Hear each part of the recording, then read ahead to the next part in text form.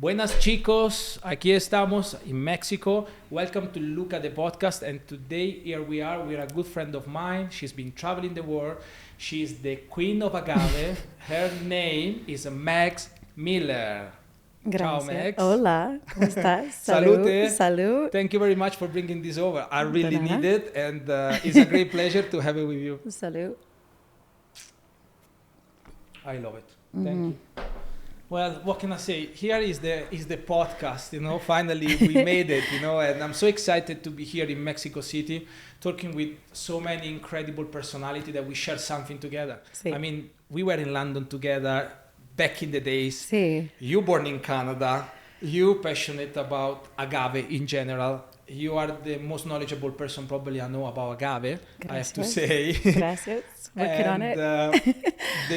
The thought is like, what did make you feel in love with the agave plants and whatever is coming from it? I think there's a few different roads that got me here. Mexico is the first country I ever traveled to. I was 15 years old and I was leaving. My family was going to a friend's wedding. And we're flying from Edmonton, Alberta, Canada, minus 25 Celsius in the winter. So white on white on white. And I will never forget that feeling when you step off a plane for the very first time in another country. And I just remember being like, everything is so colorful. And now that I gratefully say I live in Mexico for 4.5 years, that's still my word to describe everything here is color. It's the people, the food, the climate, of course, the agave, everything is so colorful to me.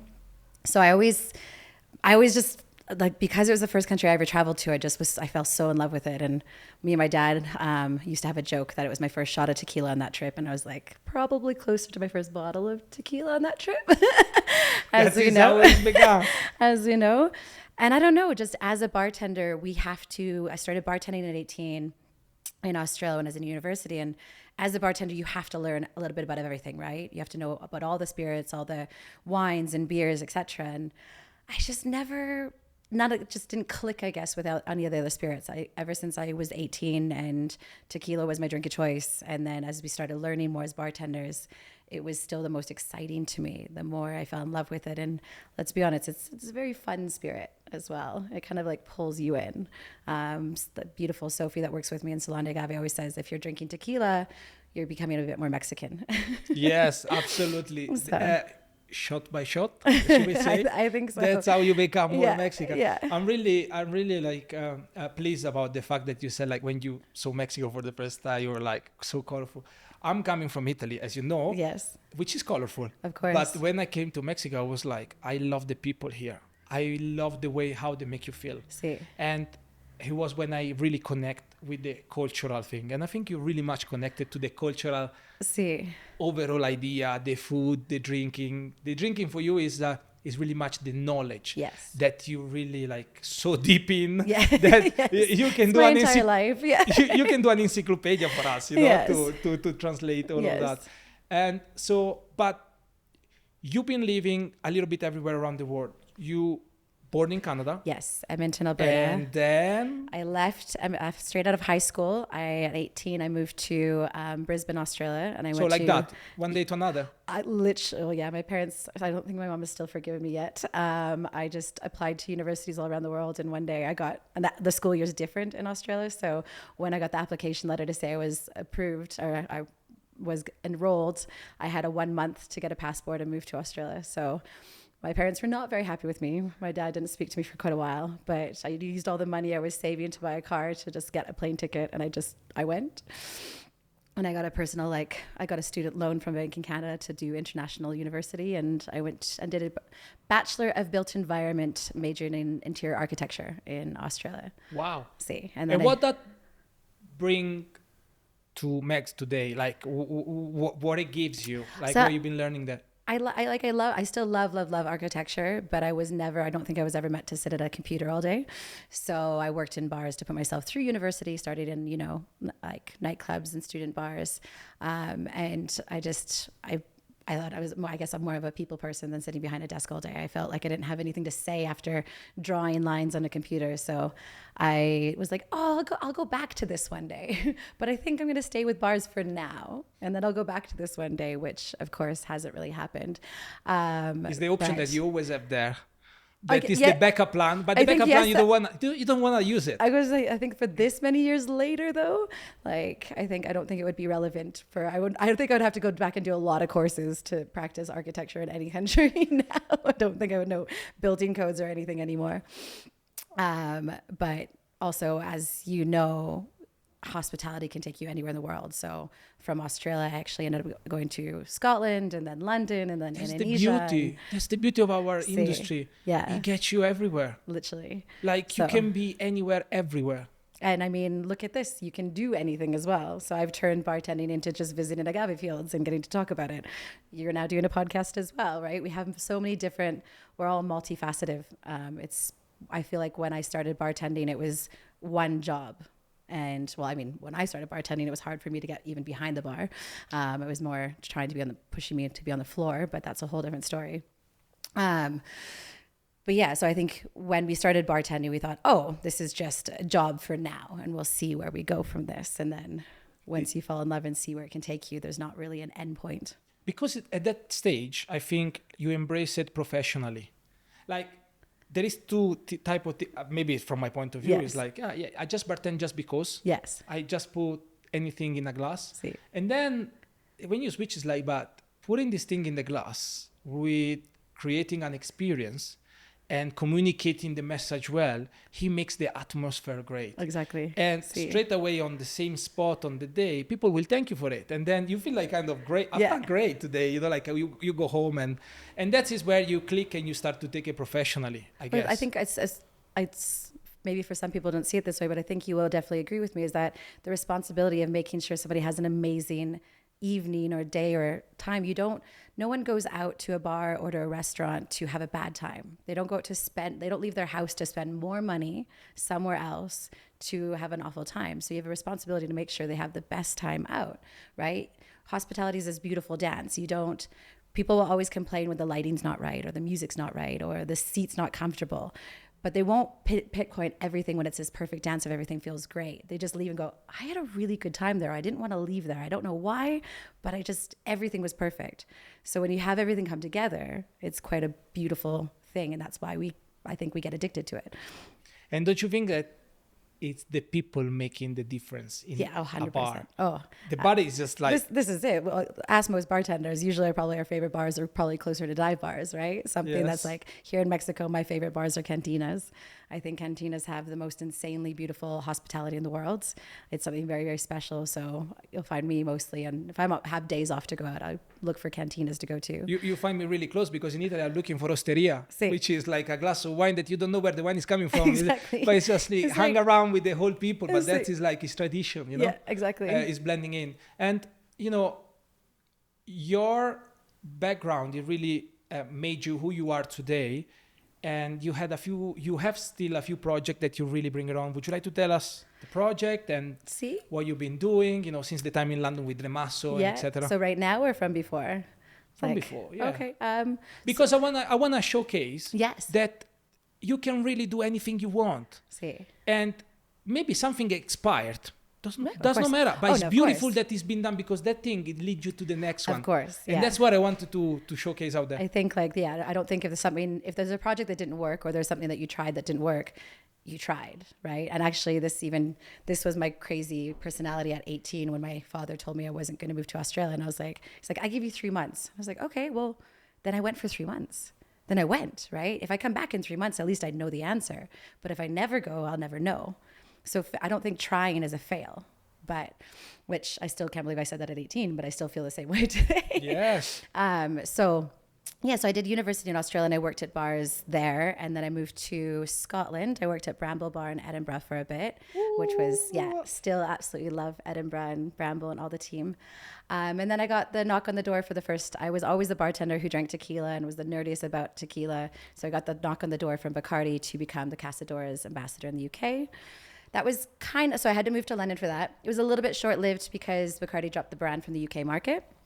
So at that point, I was working in Dre Masso's bar, Opium, on the weekends. And so from that point, when with having not being able to work for Casadores anymore, that meant I couldn't stay in London anymore.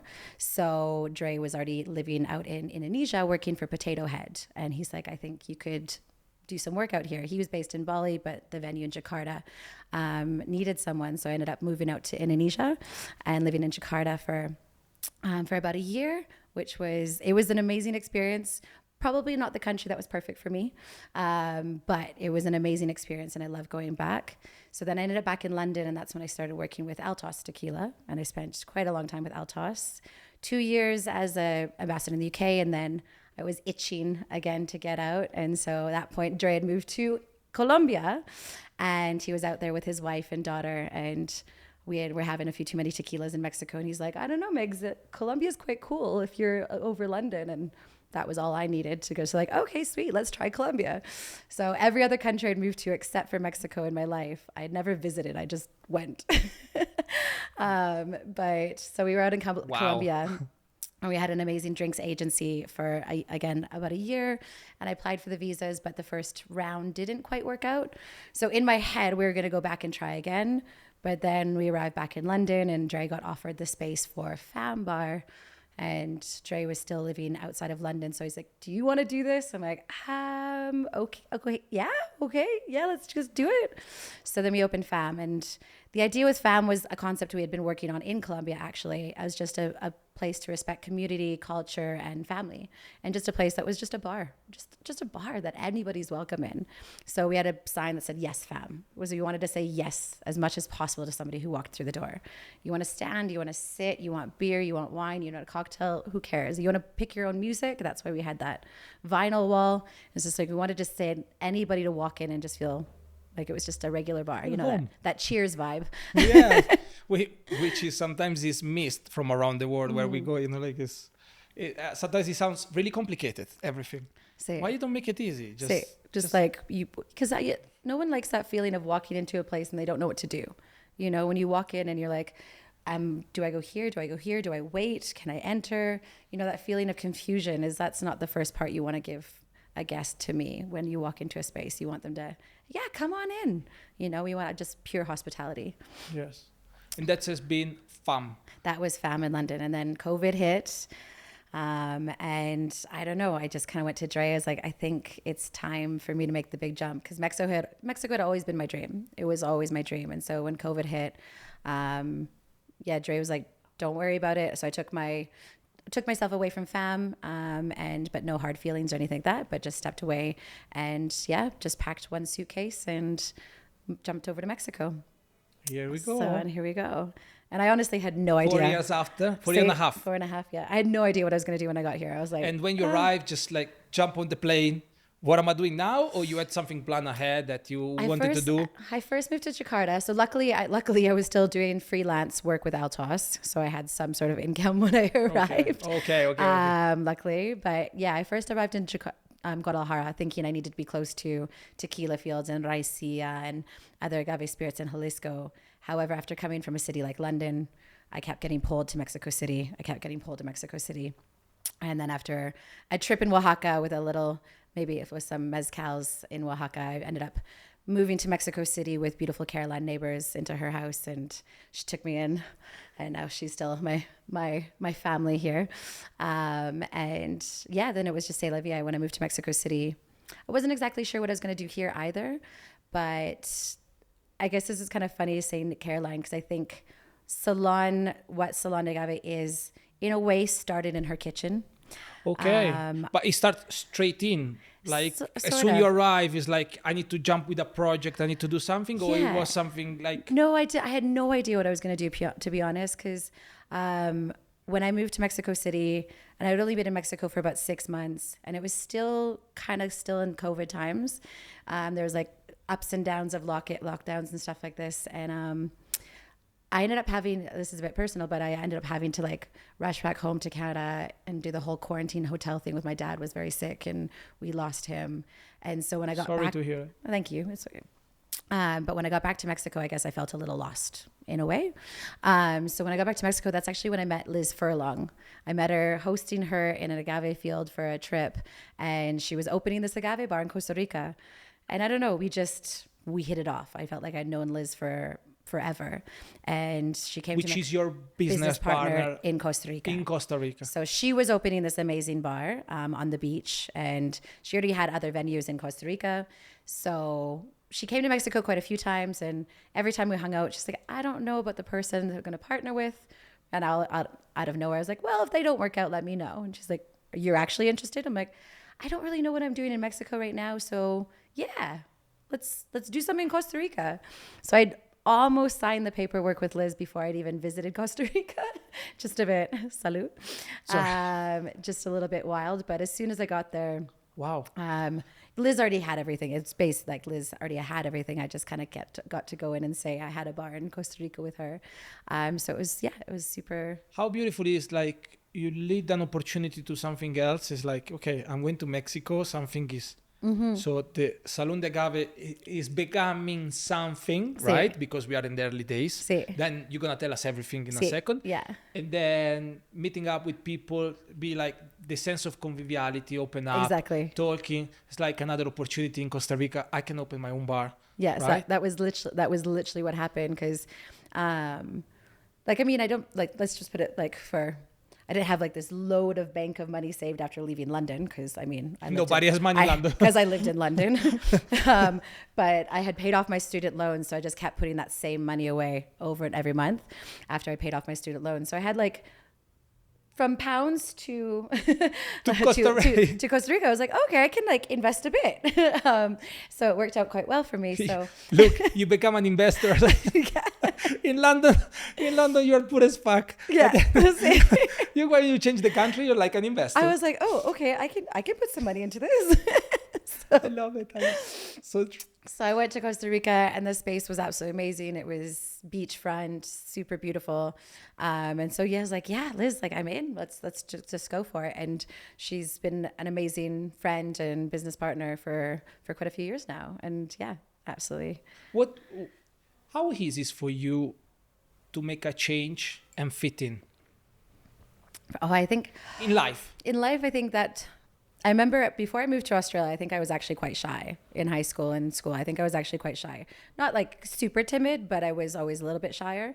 But when I moved to Australia when I was 18, this was before Facebook. So to call my parents, I needed a like 15-digit or 20-digit calling card at 3 a.m. on my university campus, like hoping they would pick up. So I had no in case of emergency. I literally didn't have a safety net. I spent all my money on that ticket there, so I had to make it work, So if I was going to make any friends, I was going to have to get outside my comfort zone. So I had to kind of, I guess, push myself a bit. And then, of course, working in bars, you become more social. And I think that socializing is a lot easier in hospitality. And so from then, after I'd done that jump at 18, I guess another jump wasn't so hard to do. I don't think every place has gelled perfect with me. I loved my time in London, absolutely loved London. But I think especially for who I am now, Mexico suits me so much more for my personality and my lifestyle. And there's one point that I will never forget about visiting Mexico. And remember, Mexico City is the busiest. This is the biggest city in North America. The city's bigger than New York, right? It's massive. 22 million. 22 million. It's fast moving for Mexico. But I remember visiting one time on a agave trip, and my friend like grabbed my back of the shirt and pulled me back. And he's like, why are you walking so fast? Everyone is behind you. And I don't know, there was something about that, like, it just made me feel like my life's behind me by speeding through it. And after I'd lived in Colombia and going back to London after Colombia, it's like, why do we all move so fast all the time? And I think for some people this really, really works. But also, and I think all hospitality people do this globally. We can be very non-committal to plans because we use that word, I'm too busy. And sometimes we really are. And we're always rushing because we personally fill up our plates too much. And I still do it. I'm not perfect. We're all in the same. My beautiful team at Salon is like, she doesn't know how to sit down. But at the same time, now I've slowed down to do it only exactly what I want to do for work, instead of just saying yes to too many things and then feeling that overwhelmed, overworked. And I'm not saying that was London's fault. I think it was just me in London, if that makes sense. It's the thing. Sometimes in London, we always say yes. And yes, it's good, but not all the time. I mean, Mexicans don't know how to say no, though. So they say yes here a lot, too. But they say yes to everything. Sí, sí, sí, mañana, ahorita. Ahorita is my favorite word in the world. Little now. Yeah, ahorita, little now. It'll happen later or never. There is not a specific timeline. It will happen at some point in the near future. It's worse than mañana. But mañana is next week. But you always say yes here, but then you make the excuse later. Why? To make it all happen. Yeah, but because I'm Canadian and I'm more direct. So if somebody invites me to a barbecue and a asada, and I'm like, oh no, I can't. It's like, no, what? Yeah. And I'm like, but then it's funny doing business. It's like, yes. I'm like, no, is it yes, or actually like yes, or we don't know. Well, tell us in 3 words, what is Salon de Agave? I mean, education, I think support, and I think it's fun. Unfold that. Tell me, what exactly is and how you taking care of Salon de Agave? So I always kind of say, like, my elevator pitch of Salon is that when we talk about agave spirits, most people think of tequila from Jalisco or mezcals coming from Oaxaca. And both are important words, and both are very important spirits from both of those states. But 30 states in Mexico produce agave spirits and sotols. So these words, tequila and mezcal, are inclusive of some producers, but they don't include the whole country. Now remember, tequila only became tequila in 1974. 1974, that's not that long ago. Recently. So before 1974, the whole country was mezcal. Now these rules and regulations have changed very rapidly. It's exploded as one of the #1 spirits around the world very fast. So the education is really not there. And unfortunately, what has happened, especially in these last few years, it feels like it's getting a little bit happening more and more each year, is that as these bigger brands get bigger, the smaller producers are really kind of getting lost. And when you really dive into agave spirits, and the more I learn, the more I'll never stop learning, which is so exciting. But to put into perspective, sorry, I'm gonna go back a little bit. So Salon is an educational tasting experience that we go through the whole category of agave spirits from the whole country. So from mezcal, tequila, raicilla, bacanora, comiteco, lechuguilla, y más, and more. So we only work with Mexican-owned producers from across the country, smaller brands, nothing with additives, usually quite small batch. Producer-owned as much as possible, which means they don't have an owner. It's directly from the producer. And I'm going to continue to say producer if we talk more, because we might have tequilero, mezcalera, viñatero. I was going to say viñata, sotolero. So they have many different titles, and there's still 68 indigenous languages alive today across Mexico. So these words change a lot from different producers. But so we try to do the whole category, and we'll swap and change bottles because everyone has a different palate. So on average, we have about 200 products on average at a time. Wow. But each month we change maybe brands or producers, and we learn more about different micro-endemic species. And I think the biggest agave spirits are the most complex thing that we drink in the world, but unfortunately the most misunderstood and least educated. For example, everyone would agree that wine is the most educated alcohol around the world. But most wines are coming only from one species of grape. So it's one species of grape that's an annual crop. Many different varietals, of course, but it's one species. Agave has over 200 species. Then every species has multiple varietals and sub-varietals. And then it's a 5 to 40-year-old crop. It's the only thing we drink that the agricultural crop takes so long to grow. So if you talk about terroir and wine, terroir and agave is a whole different thing. And that's just the plant and the age of the plant. Then there's a million more things to dive into after that. And the more I learn about every different species, like if people know something about bacanora, for example, it's from one agave called Pacifica Ha. Well, there's many different varietals of that varietal in Sonora. So it's not just one species and one varietal. There's many, many more, maybe more than 12. So like the breakdown of it is just, we'll never be able to stop learning about agave, which is just so exciting. I mean, it's impressive that the analysis, it goes that deep. And there is two things I really like about you, like know you and now discover a little bit more about what you just said, is that one thing that you don't rely on Google or artificial intelligence.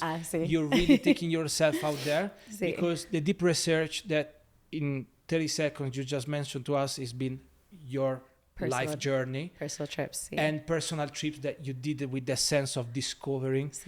And the other part is that evaluating what the locals and artisanal producer do. Because in this world, you know, you are connected to the bartending world as much, I think, as the producer of those magical spirits. I love tequila, I love mezcal, I love raicilla, I like everything. But you know how it works in the bartending world. It's like, what's the budget out there for me too? And you talking about small batches, which I believe they are really small. There are people that are producing it to make a living with the recipe or the passion of the grandmother, the discovery if they're lucky enough to make a living off of it as well. This is the other reality. Exactly. So you are going really dig into that.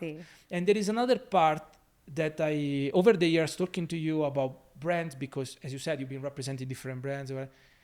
You never talked about any of the brands that they're being with you, and probably about those 200 different type of agave that are producing tequila and all the different spirits. I feel that you find the specific moment in time or the specific drinks for it. Like there is no bad or good. It's like they're all great. They're just different. There is just like you need to find what's the appreciation for it. Do I get it right? No, I think this is it. Is like agaves. Now I've been working and diving deep. So now that I've been like, I for a commercial brand, I still have so much love for Altos, because I mean, also without them, I wouldn't have got to visit to all these producers before, started my agave journey, visiting some of these smaller producers before I launched, and there's still a very supportive team. But so I don't think I think there's lots of great commercial brands out there. I think we just need to not forget about all the smaller producers. And I could be wrong here, but especially referencing back to bars, I could be wrong that I haven't been back to London or, you know, traveled all around the world. But I kind of felt like before COVID, there was always a split on cocktail menus. You know, there was a bigger split on cocktail menus or on back bars. You know, you have the bigger brands that support the smaller brands.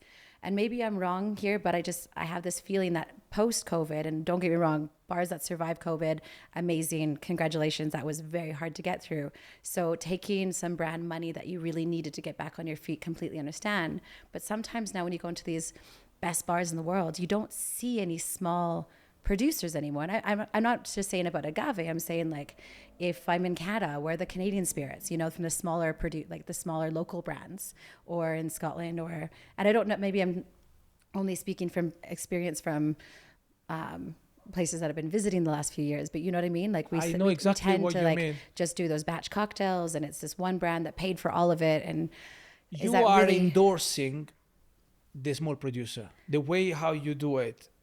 I tell you this, I think there's very much still a place, of course, for the big brands. You know, of course there is, especially for everybody, especially brands that have been like stood the test of time over so many years. That's amazing. I just mean we just can't forget about the smaller producers. I feel like there needs to be a balance here.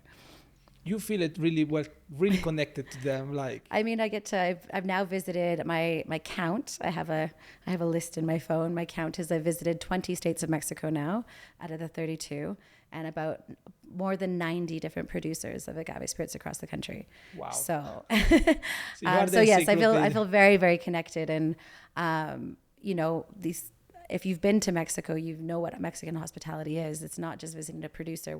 They're sharing meals with me. They're inviting me into their home. It's, you talked earlier that sometimes people cry on these podcasts. It's rare that I visit agave producer or Sotol producer and I'm not in tears about that feeling of like, how lucky am I to be here? How lucky am I to get to do this and be sharing this experience. So I always feel very consentida, very spoiled to continue to do what I do. So, and that's like the reason why as well we felt like you should have to communicate this, because throughout the fact that you build your own knowledge with your own experiences, like you have the opportunity to make the world your own space, right? You live in the country where you want to live. You traveling around crop, producer, you call it. And it's just amazing, like for our community. And from my point, I see you like a real icon, for what you do, what you've been building. Each of us, they have their own desire. See, of and course. Your one is super clear. I'm so pleased. And, how do you fuel yourself every day with that passion and that spark that you bring along everywhere you go? Honest, like I still think it's a little, I have these pinch me moments definitely, because when I opened Salon, it was a smaller 6-person tasting room, just me, every day hoping people would kind of show up and want to listen to me talk about agave. And I was like, oh my God, is this going to work? I was like, but just slowly was able to, and especially from a lot of friends support, and it was only word of mouth. I didn't have any money or funds. When I opened Salon, I painted the walls, and just, if you see the very first photos of what Salon de Agave was, it was like a very crappy table with no chairs, and you had to stand, and the bottles were on like crappy, very awful shelving, and it was basically a blank room. But with every little sales I bought, and all the bottles were from my personal collection that I'd had over time, and then just slowly reinvested. And that's literally what I'm still doing today. But now that I have a team, we have a team at Salon. There's Matteo, Sophie, and Tato, and my business partner Geraldine. I'm like, whoa, we just had a staff day out the other day, and I was like, there's a whole team doing this now. And now we're basically fully booked all the time, and we're needing to open a second space we want to sell the bottles, so then that's how I feel like we can make a better impact to help the producers that we work with. Is that, when we're doing tastings, we're pouring tiny little bits, but if we can start to sell the bottles, then we can be buying more from these producers. And hopefully, I made that comment that a lot of the smaller producers, if they're lucky, they can make a living off of it, but not always the case.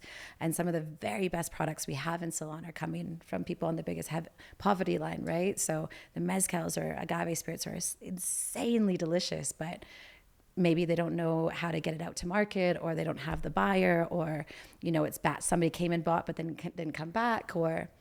So for the producers, if we can make a real impact, is the next step is open in our little tiendita de agave. So after you do your tasting, you can go and buy bottles. And I love it. So it's I just love it. I'm connected. It's slower. It's like the slow and steady wins the race, because, well, firstly, I did want, like, the reason I didn't want to start with such a small room as well is not just because it was only me doing everything, but also because I wanted to kind of like build that street cred, if that makes sense. Like, who's this white Canadian chick trying to come in and talk about agave? So I kind of really wanted to like build a little street cred and go slow, and so now we work with so many producers, and yeah, now we just get to go around Mexico. I try to get to see agave at least once a month is my aim. Sometimes not always perfect, but if you ever see me next to agave fields or agaves in general, or sotol plants, you'll probably see the happiest version of me. I see you all in agave field, except today. Yeah, I was like, that'll be the happiest version you'll ever see of me. It's like when people go to the ocean, they feel this feeling when they're next to the ocean. That's me next to like petting agaves, being like, himando. And it seems to be that, what you just said is like, sustainability, it's one important part for you. Mm-hmm. Would you like to desarrollar? Would you like to unfold this and tell us more, like, what's your point of view and how do you apply to all the businesses that you run? Because now we mentioned a few, but there is many more that you do. I mean, first things first is like, I think I would wish that most people would want to be sustainable in the sense of, sustaining something for the future. So I want a world for my nieces and nephews to grow up in. But like for sustainability and what I do for work is, I think sustainability for me comes down to the word health as well. So health is always like a virtue but is it like sustainable? Like, is it, when I say health, is it financially healthy? Is it environmentally healthy? Is it like emotionally healthy, spiritually healthy, right? So health has many different aspects. I don't think it's just physical health, but so when working in business, for example, is this healthy for everybody? So in Salon de Agave, when I'm working with producers, is it good for the producer? Does it go down the line? Does it work for everyone? So, but when agave sustainability, I think, is a very I feel like that could be like a year-long conversation because there's so many things to look at. If we're talking about just the spirit and the liquid, people talk about agave replantings a lot, for example. Oh, they're replanting agaves. They're replanting agaves. Okay, but are they... It's the ecological side. Which is one thing, but does anybody ask where their wood comes from for the ovens? Where does that wood come from? Because a tree takes a lot longer to grow than an agave does. So where does that wood come from? How are they doing it? What's their water source? How are they using the water? Because water is a scarcity in Mexico and around the world. So there's many different things that go into this. I mean, it's very tough. It can't be a black and white conversation because if you're a very smaller producer, ancestral, that's been doing something for generations and generations, I'm not going to walk in and be like, how are you replanting your agaves? Like, what? Where I think what the agave world needs more than anything is the bigger brands to, and again, not all, there's a lot of great commercial brands, but I think the bigger brands need more responsibility put on their shoulders to take care of the smaller brands in the rest of the country, to support down the line. Because I think it's one of those things like, like the whole, if the oceans die, we all die, right? So if the smaller brands aren't there to feed the knowledge for the bigger brands, where are you going to get to in the future? I think so, yes. It's a common mistake of corporates. If you're helping someone that, is smaller than you, will grow with you. Yes. Everyone grows. Exactly. And in this sense, I think Mexico grows. Exactly. Like it's the whole country and the opportunity gets bigger, And like this is it. Like your smaller agave brands are not competition with the bigger guys. That's not possible. You're still the right? benchmark. Yeah. And it's brand, not possible. Like one of the producers that we work with in Salon, the biggest batch they've ever done is 50 liters. But if you can have the resource to help take care of the soil content, the water sources, contamination when the fires happened in Oaxaca the other year, or helping rebuild, helping other things, then there's too many aspects that go into this. And I think we can talk about coffee, we could talk about wine, we could talk about so many, the meat industry, you can talk about any industry and break it down to too many different parts. I think the point is that in your little circle, you should just be trying to do better. Actually, one of my favorite, a few years ago, I went to Arca Tierra a few years ago. I've been many times, but I've been a few times to Arca Tierra, which is in Xochimilco here in Mexico City. Xochimilco is like a floating market and has champas so Arca Tierra is a garden, a living garden. A lot of restaurants work with them here in Mexico City, like Baldillo.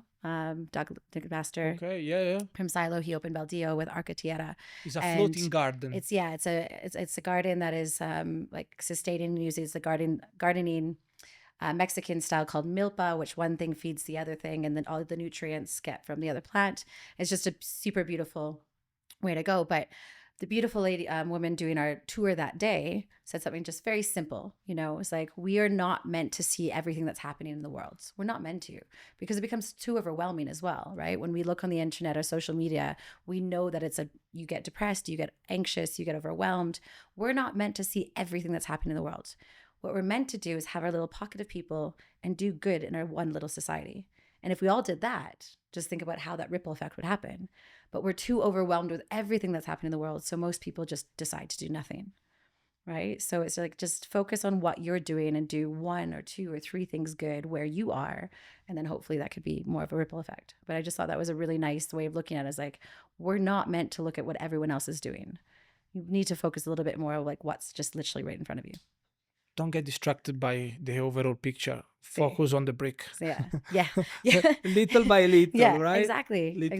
Because then it's just, you feel like this is too much. This is too big. I can't do it. It's just like, just take one step.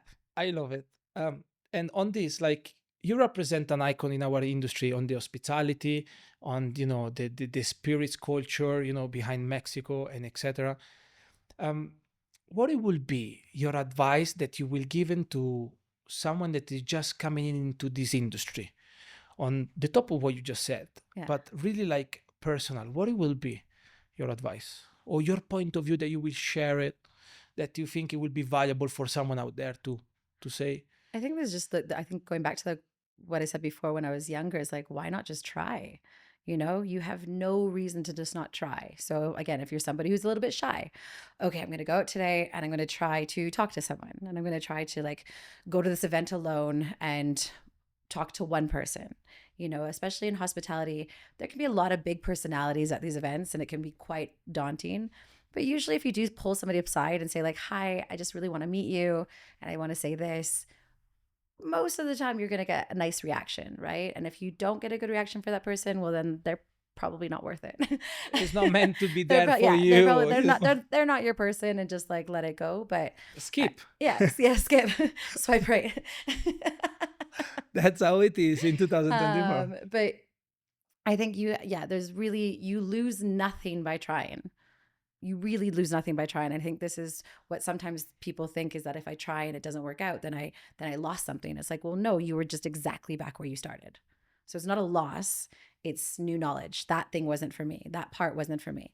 After I have worked in many jobs or lived in different places, some countries I gelled with better, and some places I'm like, okay, cool. Like, I'm so glad I went, because everything's experience. Everything's a learning experience, right?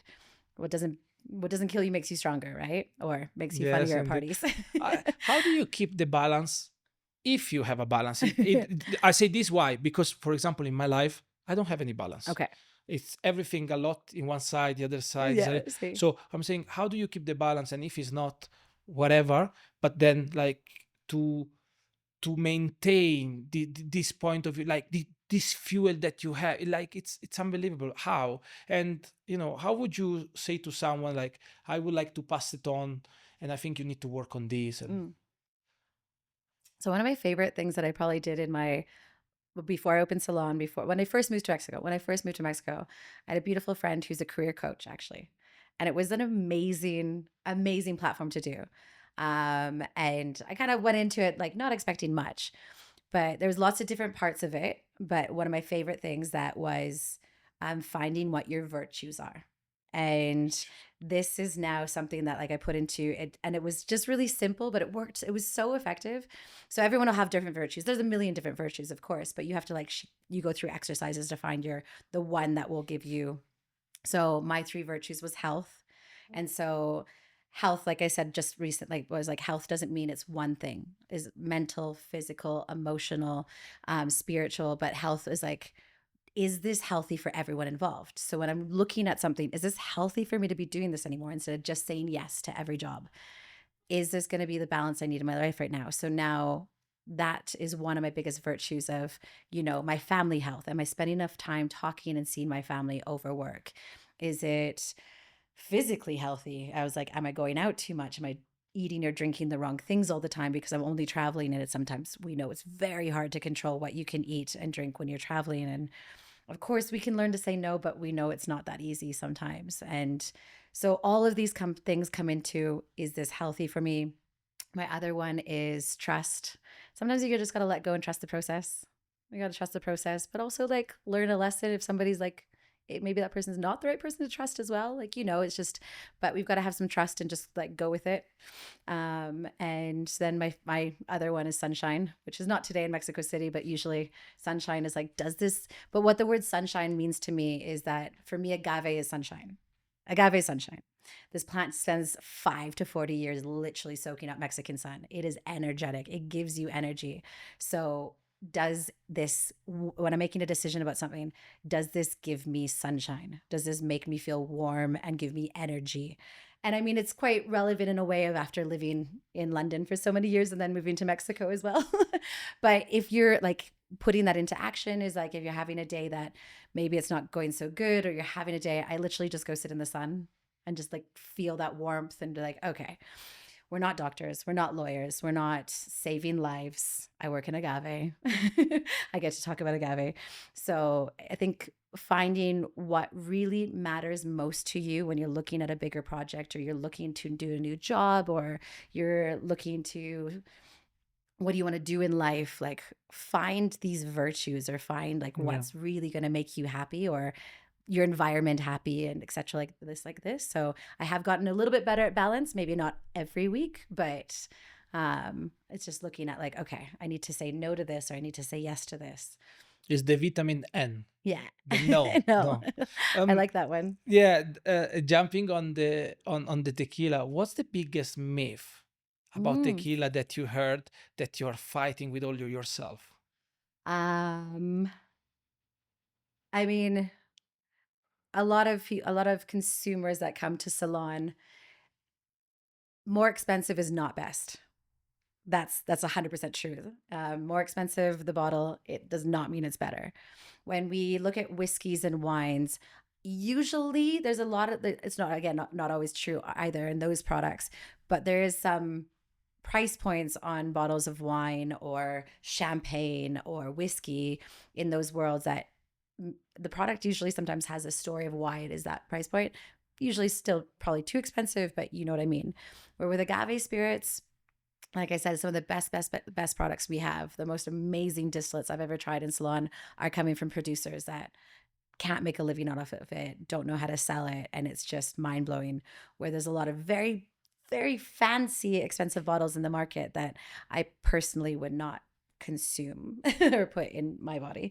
And so that's probably one of the biggest myths for me.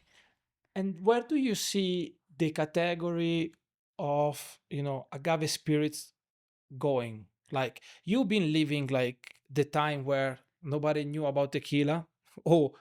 Slash they hate tequila because of their high school shot. I call them the fast food tequilas. and then you lived like, tequila's in cocktail. Yes. That's what we've been living fully. Same. And now it's like, but you can have tequila even on its own. And there is many tequila that you can enjoy based on your flavor necessity, preferences, and etc. So where do you see this category, not just the tequila, of, yes. I'm talking in general as a agave category going? Okay, and this brought me back around to the other myth is like mezcal smoky, because no. No. But yeah, so I mean, yeah, you're completely right. I started, what the tequila I was drinking when I was 18 was, that mixto, that regular tequila mixto that had a lot of like that gold bottle. And then we went to, when I started educating in agave, it was what is 100% agave to a mixto, a regular tequila. That's where we started educating for me 13 years ago. But now the consumer and the bartender knows to look for 100% agave. And now we're talking about without additives, but that's a whole different dilemma. But now agave spirits are one of the fastest growing categories in the world. And now it's like we have tequila and then mezcal. Mezcal's smoky tequila. Well, no. This is why I like to use the words like when tasting agave spirits, I always say think about tasting the earth, tasting the soil. And of course, with a lot of producers, the agaves are cooked in this earthen pit, this earthen oven. So a fire was started with some type of wood. So this cooking process might impart flavor on the agave, but that's not necessarily the style. For example, mezcal from Oaxaca might, as a very huge generalization, there's lots of amazing brands that don't have this, but as a huge generalization, as a style, they might use a lot more wood in their ovens.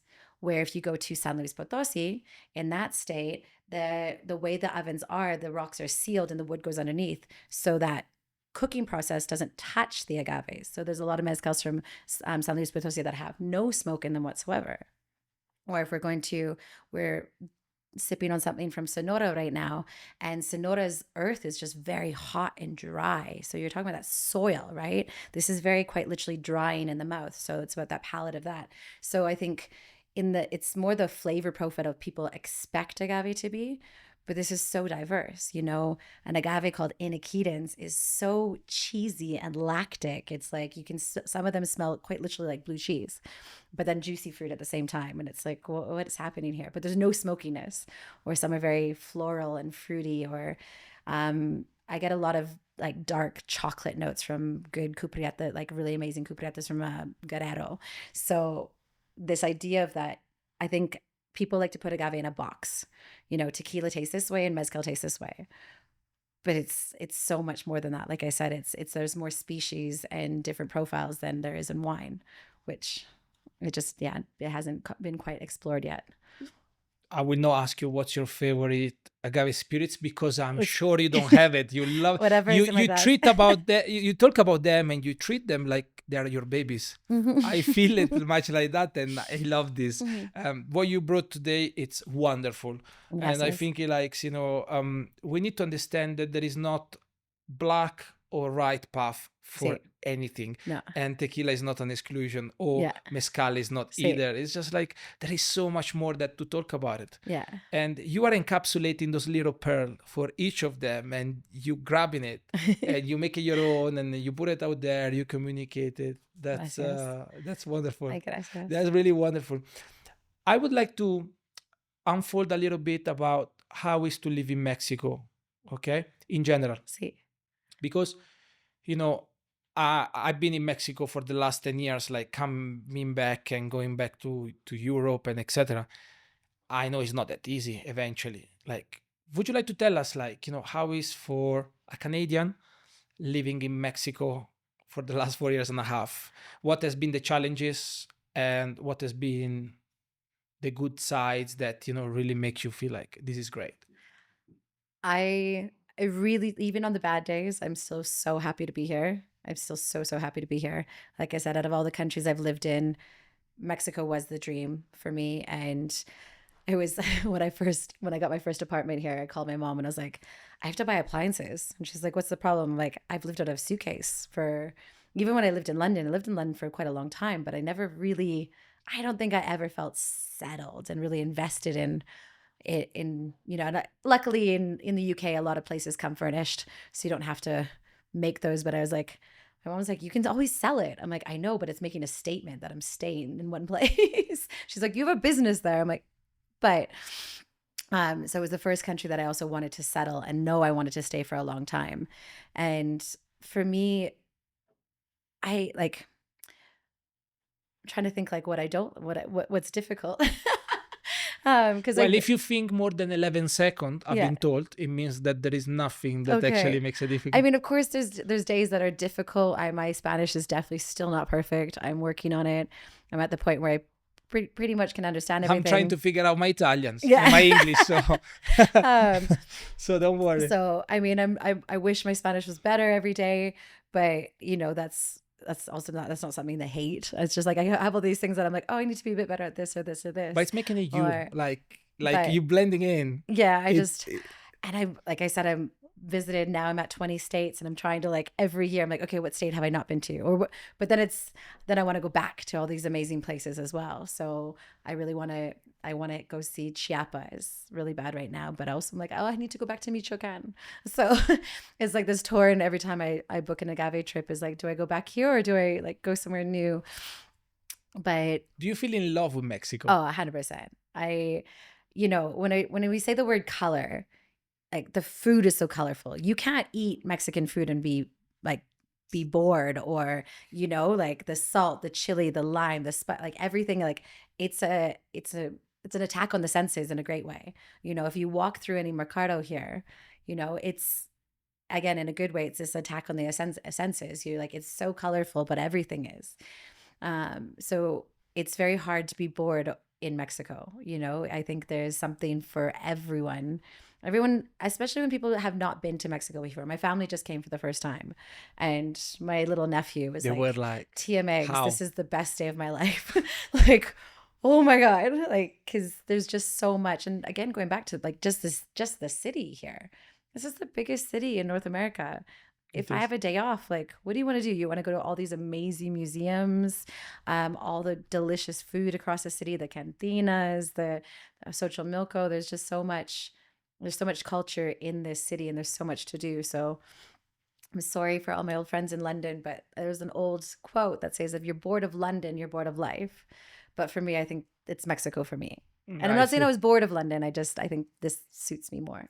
Don't worry. The London crowd, they will not bother about it. They have other business to look after. What is your ultimate goal? This is always really fun because it's like, what's the roof, right? Like, ¿qué es el techo? What's the roof? And I was like, no tengo techo. And I was like, I don't have a roof, in the sense that like right now I feel I'm living my dream. I love what I do. I'm super, super happy here. Like I said, I get to visit producers, and then I get to talk about it. I work with beautiful people, and then I get to sometimes get, you know, flown around the world to talk more about agave. So right now, like, I couldn't complain. I'm super, super happy doing what I'm doing, and I love it. like I said, so the next step is to how do we, the producers that we work with right now that have the trust with us, how do we go the next step for them? So right now, the next little step is tiendita, which is like to sell more bottles, to grow that. So especially when people come visit us at Salon de Agave, they're like, oh, what could I buy in the airport? We're like, not much. Big distribution, it doesn't work with us. So just building that slowly to buy more bottles, support the producers more, and continue to grow this education. Just referencing back is that I think for us, everything comes back to education and agave, because we need more support for these smaller producers. So now that we've got this platform, we want to continue to grow that platform in the best way that we can. So again, the slow and steady. We're not going to change everything overnight, but it's been going so far so good. Since Salon's only 2.5 years old, no, but which like feels wild because it's wonderful that you put everything you have on knowledge. Yes. Like educating, that's key. Like sometimes we forget. It's not just about selling the bottle. It's about let you know what you can do, how you can do it. Eventually, naturally, organically, you will buy the bottle. And I think knowledge should be shared. Knowledge, if somebody wants to learn, like I remember one time when I was first opening Salon, somebody told me somebody's going to steal this idea. I'm like, oh my God, take it, do 1 million of them. And like, what do you mean? Why? I'm like, how many sommeliers are in the world? There's 1 million sommeliers. There's so many sommeliers, and it's beautiful. Like we're just different. Take it, do it, yeah. Please go. Sure. And also like we'll be different, and like I'm gonna sleep at night. It's okay. Yes. Like we should share it. Yes, let's share an agave together. It's okay. Yeah, we grow as a category. And you are an entrepreneur. You're doing so many things. Now you talk about 2 projects. You have many more. Who has been your mentor, or maybe the mentors that actually made who you are today? Do you think has been someone that really inspired you? Would you like to mention them and say what has been the story that they give it to you? I feel like you could probably guess. But I was very, especially once I got into the world of, so I started my agave journey with tequilas, of course. And so my very first boss when I worked at Bacardi, Alex Turner, he was a G. He was awesome. And he was very sweet. But then I started working with Dre Masso, and Dre's, yeah. Dre was always, to work with Dre, he was a cheerleader. He always was a big, somebody who you work beside. It was always, he led from beside you. He was never somebody who ever worked above you. And I learned everything from him. He was one of my biggest cheerleaders in everything. So if we went traveling somewhere, he's like, have you met Megs? And just supported everything I did. And so like he became a friend that I tell my boy troubles to, or whatever. Like he became like, I don't know, we joke around this because he hates when I call him a mentor.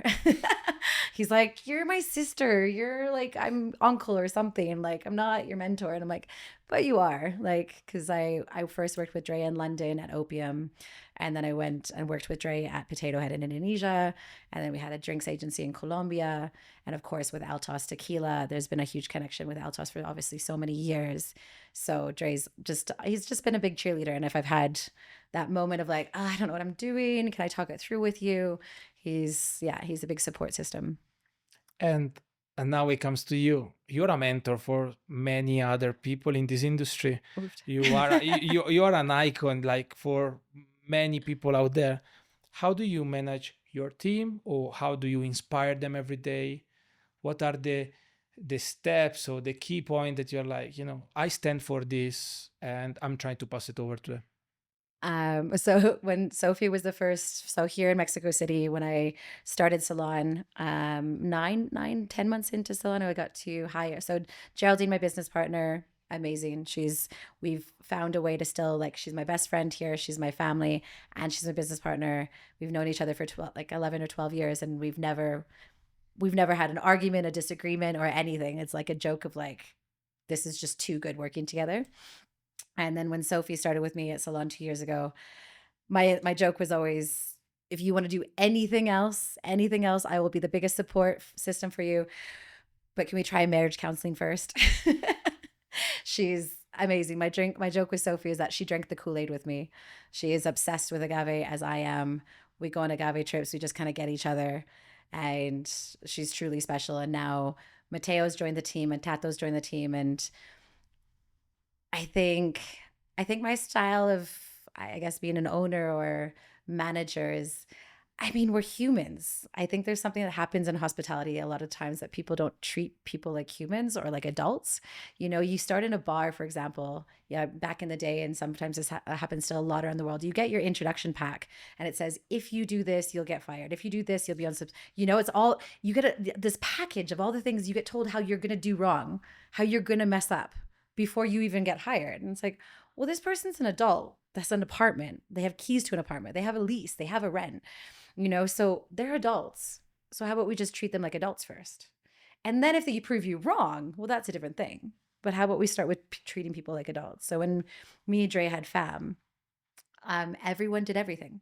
Everyone is front of house. There's no bar back or bartender or anything. Here's a set of keys to the building. Everyone does stock take. Everyone does orders. Everybody does everything because you're adults. So I think that was always beside each other. Exactly. Beside each other. No, there's no one job that's better than the other. Yes. A bar back is not less than a bartender or vice versa, or a manager is not better than the bartender. Everyone is front of house. Everyone does everything. So I've carried that through all the places that I've ran. I've not had people quit on me. Touch wood.